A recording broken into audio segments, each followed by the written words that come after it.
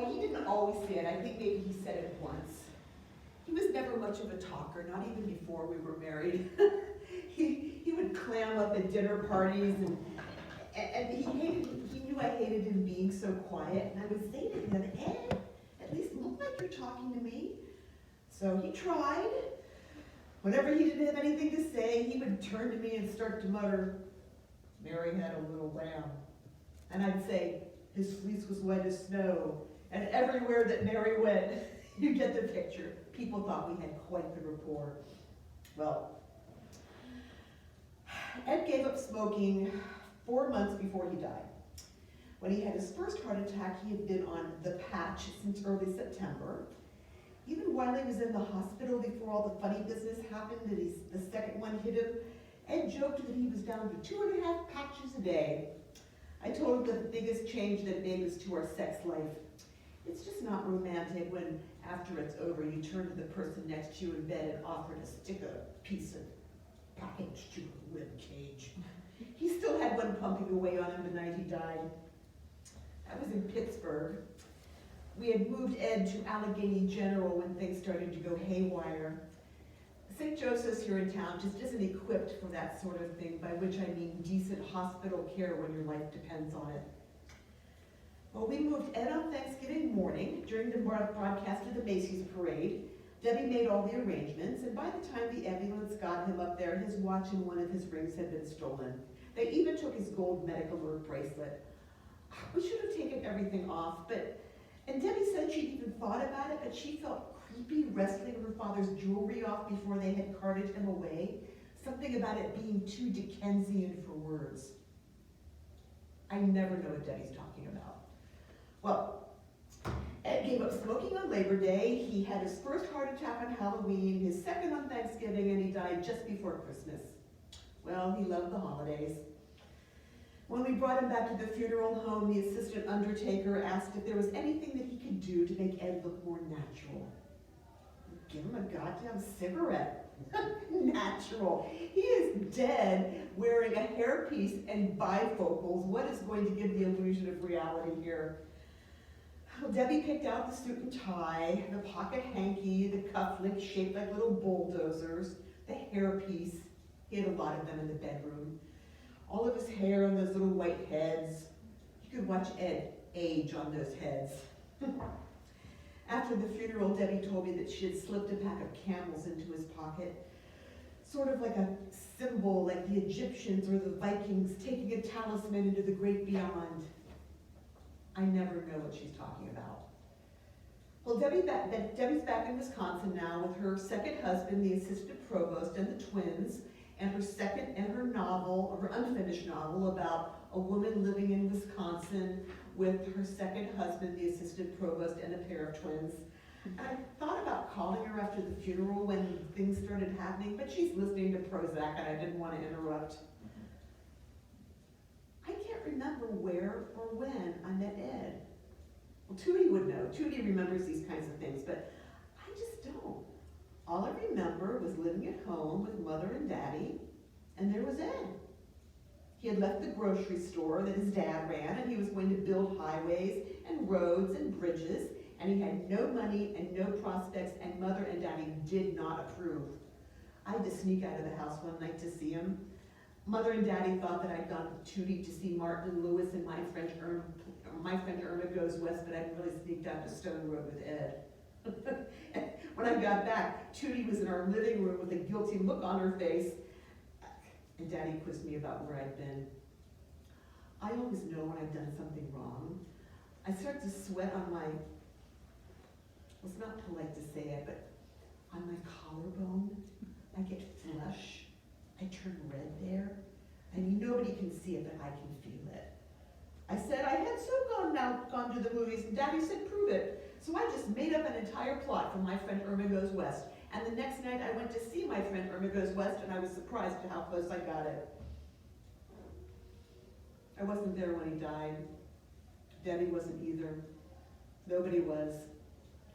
3 a.m. a week before Christmas. The nurses said that he didn't make a sound when the aneurysm hit. Why didn't he cry out? I asked. Wasn't it painful? Oh yes, they said, but what with the dementia hypertension that set in following the second cardiovascular infarction, your husband's responses had become neurologically inappropriate.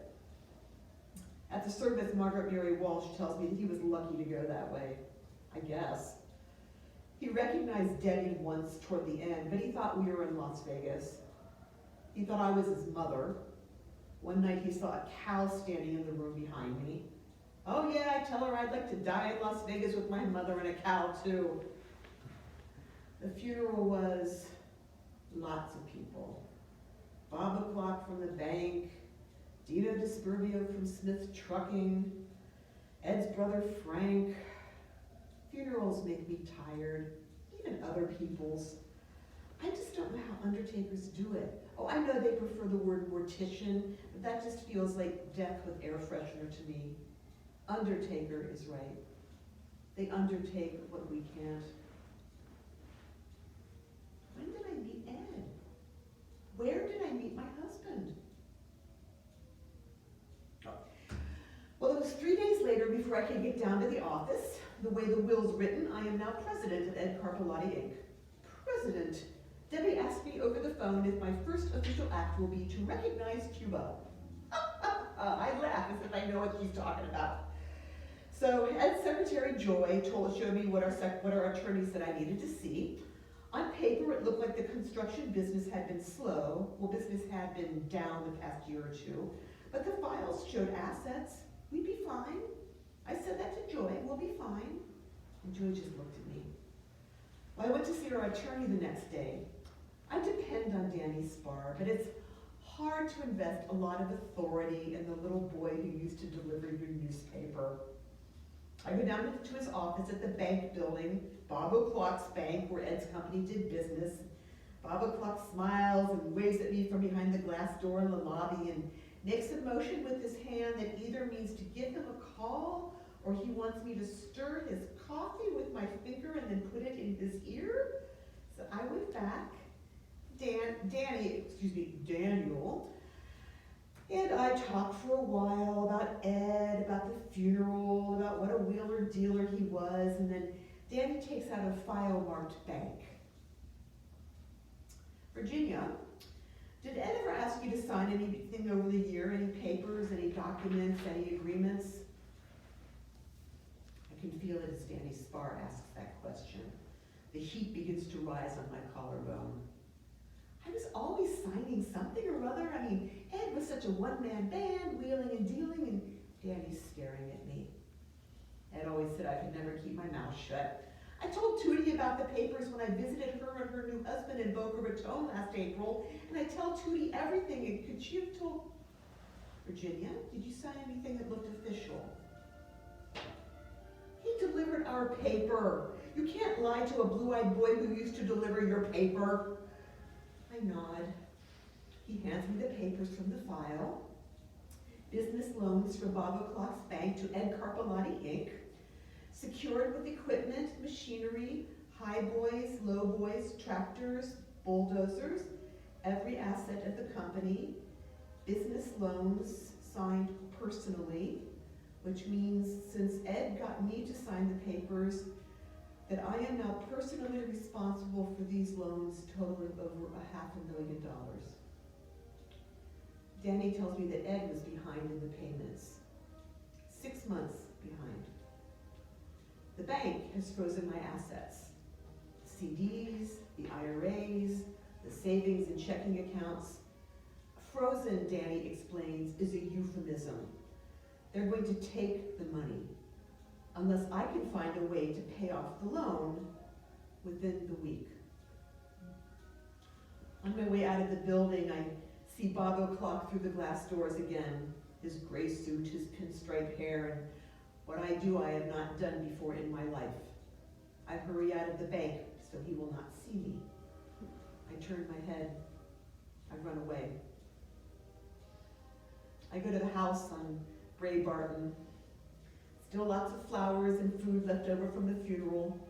In the refrigerator, there was a casserole made up entirely of boiled eggs, Spam, and noodles. Nobody knows who brought it. It's pretty scary, but Debbie said that we should keep it until it learns to talk. I go into Ed's den where he spent most of his time at night on the phone, talking to his foreman, to Joy, to other men. Sometimes he'd shut the door. And then I go into the sunroom, which is where I live. There are 3 messages waiting for me on the answering machine that Debbie brought us to prove that she really does call home on Sundays. The first is from Tootie in Boca Raton, telling me that George Erskine died at his office at the glass factory, keeled over in the middle of a meeting with his auditor. He and Nancy were going to go to Hilton Head on Saturday. The second is from Debbie, telling me that she's been invited to a writers' conference in Saskatchewan. For some reason, she has to pay for it herself, and she even mentions the exact amount, and would I like to get away from town and babysit the twins for a week. The third is from a voice I don't know very well. Jen, hey, this is Dina Disperbio. Like to talk to you, like to take you to lunch, give me a call. I hate these fucking things. Well, that's what he said. So I find his number in Ed's book and I call him back. Mr. Disperbio, I'd love to have lunch, but I'm basically just not up to it right now. Well, we have some business to discuss, Jen. Well, I'm free now, Mr. Hey, not over the phone. So I agreed to meet him the next day at the Greenville Luncheonette. Everybody in town likes to do business at the Greenville Luncheonette instead of in their offices. I don't know what they do in their offices, eat lunch probably. When I go in, Dino Disperbio is waiting for me at a booth in the back. Now, I won't say that Mr. Disperbio is fat, but most people would. Sit down, Jen. I do. Jen, you look good. Are you wearing any federal wiretapping equipment? Now, this is the first time I've ever been asked this question, but I think I handled it well. No, I'm not. Not today anyway, thank you.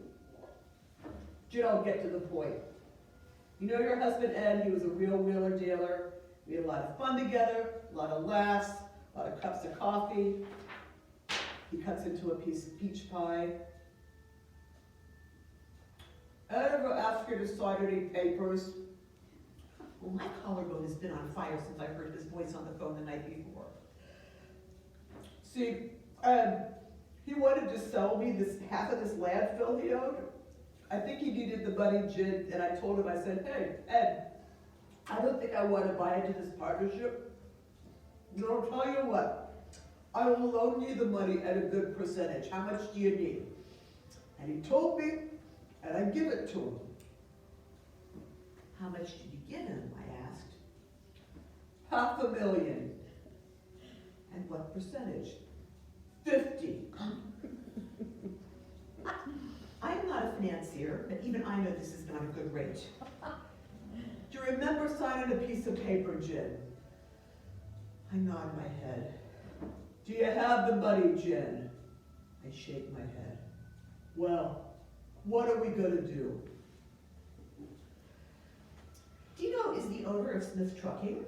They own no trucks and there is no Mr. Smith. So I go home to the house on Bray Barton and I look at the answering machine. The red light says I have 4 messages. The first is from Tootie in Boca Raton saying that Art Wise was found dead in the drugstore he owned. The store has been closed by the police and his files have been sealed. The second is from Danny. He has to get back to Bob O'Clock. The third is from Bob O'Clock. Would I like to have lunch at the Green Mill? The fourth is from Debbie. She says that her Mazda was in an accident. Well, I assume that means that she was in an accident, but the way she phrases it, it sounds like her Mazda had the night off and got into trouble. Well, the repairs will cost more than the insurance will pay, and she even mentions the exact amount. I have to call somebody in the family who can help. So I pick up the phone and I dial Ed's brother, Frank. What's the problem, he says. Not over the phone, I say. So the next night I meet Frank up at the club, in the grill room, which we all call the coal room, because of the coal wall the James family donated in 1959. Debbie says it looks like something Frank Lloyd Wright would have done if he spent too much time in Appalachia. Who knows? Frank grins from a table in the back. How you doing, Virginia? fine, I say, and I'm not wearing a wire. It's strange to look at Frank, seeing the parts of Ed in him, like he's a dream of Ed that's not quite right. Frank is a developer. We talk about the property market, about his son Randy's pending marriage to one of the Wickham girls, which pleases Frank and his wife Lorraine to no end. Randy is being groomed to run the business and still lives at home. Debbie calls him Boo Radley without the charm. Over the shrimp cocktail, I start my speech about Danny, about 5 o'clock, about Dino, and finally I stop, and then Frank speaks. Virginia, well, you know that Frank was a real wheeler dealer. How much did he borrow? It's $300,000, Virginia. 50%? Frank looks hurt. I was his brother, Virginia. I gave him 18%. Truth be told, I'm taking a beating. Well, I explained to Frank that I have no cash, no savings, nothing that's not frozen or encumbered, and Frank is still looking at me. You have the house. I blink at my husband's brother. Virginia, Randy's getting married next month, and he and Courtney will be back from St. Bart's on the 1st. They were thinking of building on some property I have behind the McHouseland Manor, but, well, Randy's always loved your house. He likes old houses, you know, big old white houses with lots of character. Character's very important to Randy. He should get one then, I think. And those trees, those big oaks lined up on the street out front. Remember how he and Deb used to play in those trees? They never played in those trees. Randy took his pants off and threw rocks at the cats from the 4th oak on the right, while Debbie stayed in her room reading something called The Bell Jar.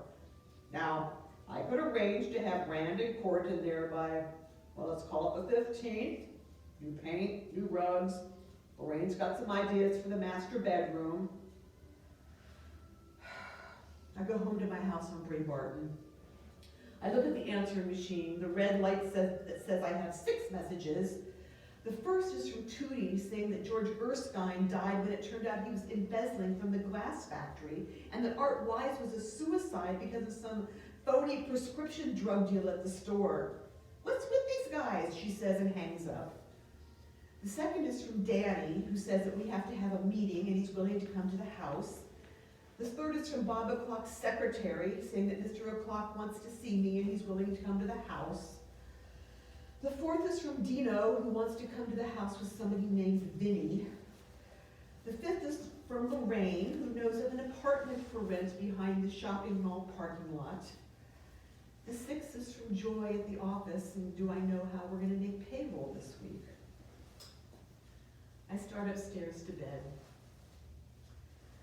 As I go through the hall toward the steps, I stop because under the front door, something sticks out.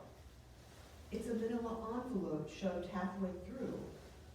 I open the door, it's below 0 outside, snow on the lawn, ice on the oaks, the street quiet. I pick up the envelope and I close the door. It's blank. I go upstairs to the bedroom and then to my bathroom, lock the door. Ed's hair pieces watch me as I open the manila envelope. It's a white piece of paper with letters pasted on it like a kidnapper's ransom. I have a list of 13 things about Ed Carpolotti, embarrassing to him and to others. Have $1 million ready by this Friday. Small bills, unmarked, in a suitcase, or I will release the list. Tell no one. Not surprisingly, it is unsigned. George Erskine was selling prescription drugs and George Erskine was embezzling from his own glass factory. Art Wise was selling prescription drugs under the counter, and Ed Carpolotti was what? What will they say about my husband? Will they say 13 things? More?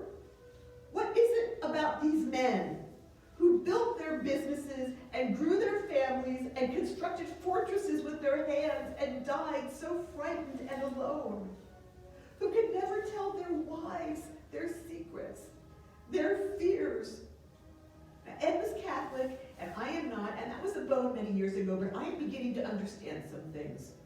I am beginning to understand sin.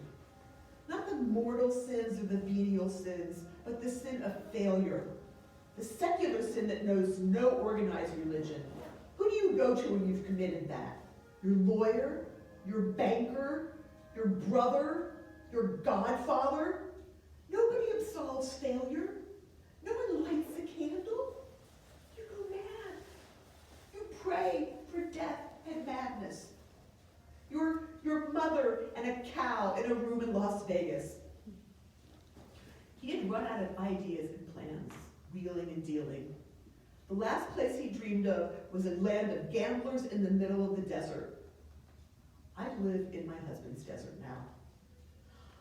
I owe 3 times as much money as I thought I had in the world. I am a widow. I am supposed to be drinking gin and tonics on the balcony of a townhome in Boca Raton with Tootie. I am a widow and we were supposed to buy new cars after our husbands died.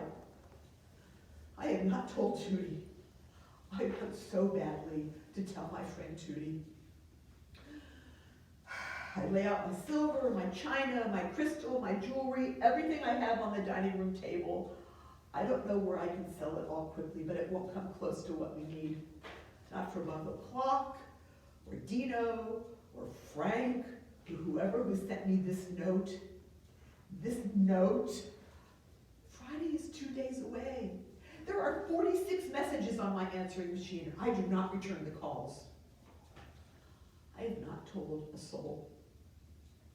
I have not told a soul. I'm screaming so slowly, so dimly, so no one can hear me. Where did I meet my husband? Why can't I remember where and when I met my husband? So I pick up the phone and I call Tootie. We trade bits and pieces for a while. Who's sick, who's dead, why Tootie in Boca Raton knows more about what's going on back at home than anybody who actually lives here. And then I ask her my question. She says she hasn't a clue where I met Ed. And then I fall apart and tell her everything. Did you see this cane? It belonged to my Aunt Stella. I took care of Stella her last few years, about the time Ed bought our house and Debbie was teething. Stella was a crazy old drunk who had one eye, smoked cigars, and drank gin from a bucket. In pictures, she looks like an ancient female pirate in a wheelchair, wild white hair and a toothless grin behind her black eye patch. Debbie says she looks like a cross between the illegitimate daughter of Miss Havisham and a Hathaway shirt man. I think I get that one. Stella gave me this cane in the nursing home the day I took her in. I said, Stella, now you hold on to this, you might need this. And she shook her head and she winked her eye at me. You keep it in a safe place for later. You'll need it. I like this. I won't sell this. It's amazing how the deadlines all come on the same day. The bank's deadline, Smith Trucking, Frank, the note. I'm sitting in my sunroom at 8:30 waiting for the hordes to descend upon my door. Oh, it helped to tell Tootie about everything, about the list, and she promised not to tell. I'm frightened, but I am ready.